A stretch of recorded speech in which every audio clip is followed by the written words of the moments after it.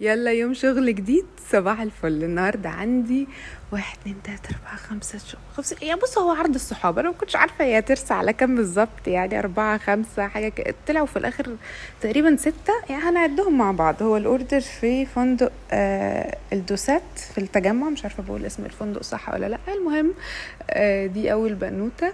الدرس بتاعها بيبي بلو كده وبرنسس بجد، وكنت مغرمه بالشعر الكيرلي. هي كانت حابه مع البيبي بلو تعمل ميك اب بينك، ويكون فوق العين فيه شيمري بس خفيف، يعني ما يكونش الجليتر ظاهر قوي.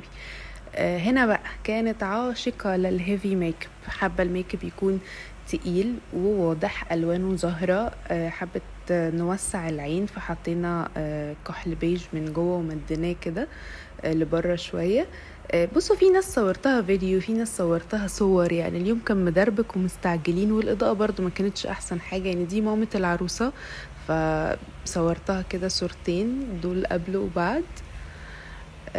عندنا بقى البنوتة دي كانت حابة الميك اب يكون هادي، الحواجب سبناها ناتشرال. هسيبكم تتفرجوا. انا عجبني جدا لان ده لوني في الميك اب، انا بحب الحاجات السامبل عموما.